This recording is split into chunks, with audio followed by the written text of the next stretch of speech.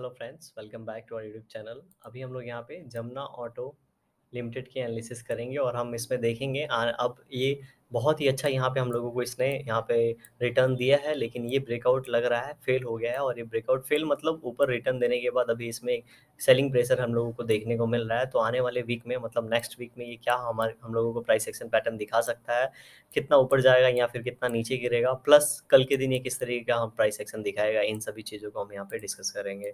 तो अगर हम लोग यहाँ पे अगर वीकली टाइम फ्रेम पे पहले चले जाते हैं, फिर डेली टाइम फ्रेम पे हम आएँगे।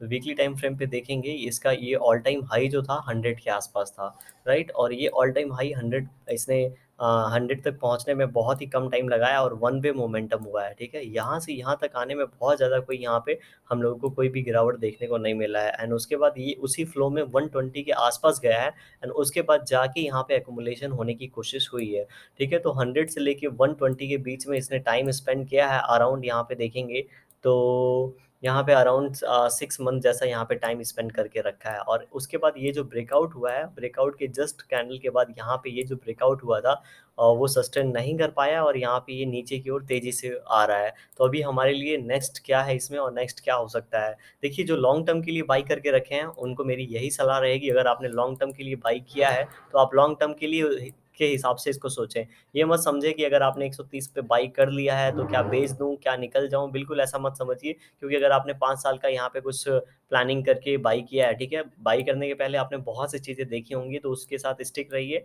और अभी ये ऊपर-नीचे हो रहा है तो इससे डरिए मत और होल्ड करके रखिए, ठीक है? और बाकी आपको फाइनल डिसीज़न तो आपके अपने एनालिसिस के बाद में लेना है। अभी यहाँ पे देखेंगे तो पिछले लगभग 1, 2, 3, 4, 5, ठीक है? 5-6 वीक से ये नीचे की ओर गिर रहा है। और इस बार का जो थोड़ा-सा कैंडल है यहाँ पे इंडिसिजिव टाइप बनाया है, मतलब ना बायर्स कन्फर्म है ना सेलर्स कन्फर्म है। लेकिन एक चीज़ तो यहाँ पे कन्फर्म है कि सेलिंग प्रेशर है, इसीलिए इतना नीचे की ओर गिरा है।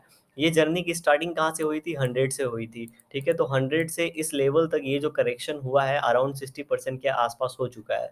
अगर ये 50% के ऊपर से कोई प्राइस एक्शन पैटर्न दिखा देता, मतलब ये गया था यहाँ पे 135 पे, अगर ये 125 के आसपास रुक गया होता, 120 के आसपास, और यहीं से ये ऊपर निकलने लगता, तो ये फिर हमारे लिए हेल्दी करेक्शन होता और हो सकता था ये जो सस्टेन ब्रेकआउट है ये सस्टेन हो जाए। लेकिन अभी ऐसा दिख नहीं रहा है, तो ये हो सकता है नेक्स्ट वीक में, ठीक है? अगर ये इसका अपना हाई ब्रेक करता है 120, तो यहाँ पे क्या होगा, ये पुल बैक देगा, ठीक है? ये पुल बैक देगा क्योंकि इतना नीचे गिरने के बाद यार ऑफ कोर्स ये क्या होना चाहिए, ऊपर की ओर जाना चाहिए। इसमें प्रॉफिट बुकिंग आएगा तो ये ऊपर जाएगा, और ये ऊपर जाएगा तो यहाँ पे इस तरीके का प्राइस एक्शन बनेगा।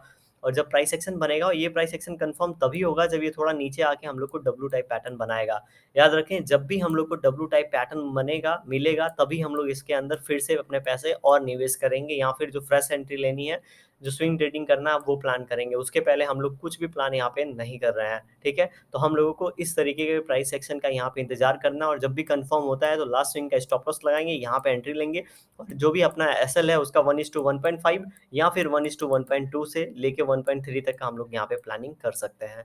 लेकिन अभी यहाँ पे जो स्थिति है उसके हिसाब से जो लग रहा है कि अभी यहाँ पे थोड़ा-सा टाइम स्पेंड करेगा, और यहाँ पे 120 का जो लेवल है इसके लिए अभी एक रेजिस्टेंस का काम करेगा। चलिए अभी हम लोग डेली टाइम फ्रेम पे चले जाते हैं एंड वहीं पे देखेंगे। तो अभी डेली टाइम फ्रेम पे हम लोगों को दिख रहा है कि ये जो यहाँ पे लेवल था अराउंड 123 और 120 का लेवल, ठीक है? ये पूरा का पूरा एक रेजिस्टेंस ज़ोन है हमारे लिए, ठीक है? रेजिस्टेंस ज़ोन होता है, एक लाइन नहीं होती है। तो ये पूरा का पूरा एक सेलिंग ज़ोन है, और यहीं से सेलिंग हो रही थी। जब ऊपर से ये नीचे आ रहा था तो हम लोग देखेंगे, ये हमारे लिए एक बाइंग ज़ोन का काम कर रहा था। क्यों? क्योंकि ये पहले एक रेजिस्टेंस का काम कर रहा था, और जब ऊपर से ये नीचे आएगा तो फर्स्ट टाइम यहाँ पे क्या करेगा, सपोर्ट की तरह काम करेगा। और यहाँ पे इंपॉर्टेंट सपोर्ट का काम किया है, ऑलमोस्ट यहाँ पे 2 से 3 बार यहाँ पे इसको इसने सपोर्ट लिया इस पॉइंट पे। एंड फिर जब उसके बाद भी यहाँ पे बायर्स ज़्यादा इंटरेस्टेड नहीं थे और सेलर्स यहाँ पे अपना माल सेल कर रहे थे, इसलिए यहाँ पे फिर फ्रेश बायर्स आए नहीं होंगे, और ये शेयर तेज़ी से नीचे की ओर गिरा है, ठीक है? इसीलिए तेज़ी से नीचे की ओर गिरा है, क्योंकि यहाँ पे जब लोगों ने ट्राई कर लिया ऊपर लेके जाने की, फिर भी ये ऊपर जा नहीं रहा है। उसके बाद जब सेलिंग होती है तो लोग डरते हैं, और क्या करते हैं, जो अच्छे खासे प्रॉफिट में होते हैं यहीं पे प्रॉफिट बुकिंग करना स्टार्ट कर देते हैं।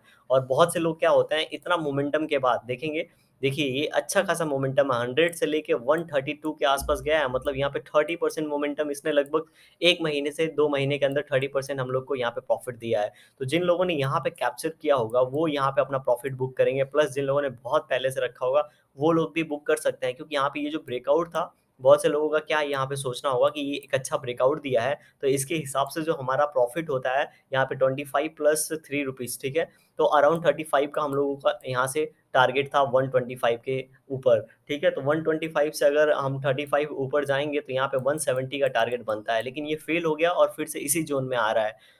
जब ये इस ज़ोन में आ रहा है तो कितना नीचे आ सकता है, ठीक है? तो अभी हम लोग को ये 112.5 का पहला यहाँ पे सपोर्ट मिलना था, क्योंकि ये लेवल था जिसका इसने इस यहाँ पे ब्रेकआउट दिया था। तो यहाँ पे ये सपोर्ट ले रहा है, ठीक है? हम लोगों को दिख रहा है सपोर्ट ले रहा है, लेकिन ये सपोर्ट लेने के बाद अगर ये थोड़ा नीचे आके इस टाइप का हमें डब्ल्यू टाइप पैटर्न दिखा देता है, जैसा यहाँ पे डब्ल्यू टाइप पैटर्न बना था, ठीक है? तो हमें थोड़ा-सा कॉन्फिडेंस लेवल आ जाएगा और इस कॉन्फिडेंस लेवल के बाद हम लोग यहाँ पे एक छोटा-सा स्विंग ट्रेड प्लान कर सकते हैं, जो कि जिसका स्टॉप लॉस लास्ट स्विंग होगा। एंट्री हमारी इस पॉइंट के ऊपर होनी चाहिए, मतलब 120.3 के ऊपर हमारी एंट्री होनी चाहिए। थोड़ा-सा स्टॉप लॉस बड़ा हो सकता है, लेकिन यहाँ पे क्या होगा, हम अपनी क्वांटिटी मैनेज करेंगे ताकि जो भी हम रिस्क लेते हैं, वो मैनेज हो सके।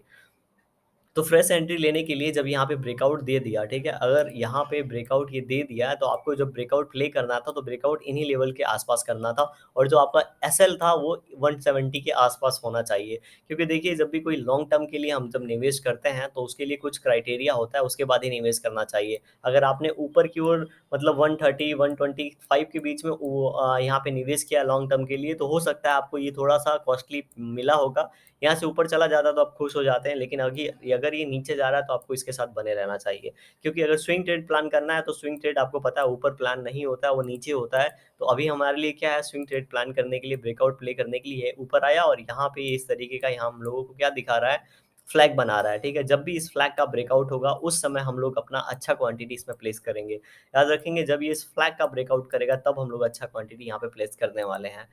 अब बात कर लेते हैं कल के दिन ये क्या कर सकता है। तो यहाँ पे देखेंगे प्राइस एक्शन पैटर्न, तो यहाँ पे इसने नीचे की ओर बनाया है, लेकिन अगर कल के दिन ये जो लास्ट डे का रेड कैंडल है, अगर इसका लो हम लोग चेक करते हैं, ठीक है? इसका जो लो लगा है वो लगा है 115.65, तो 115.5 को अगर ये नीचे की ओर ब्रेक करता है तो और नीचे आएगा और ये फिर से ये जो रेड कैंडल है, इसका जो लो है 113, उसको रीटेस्ट करने की कोशिश करेगा, 112.5 टेस्ट करने की कोशिश करेगा।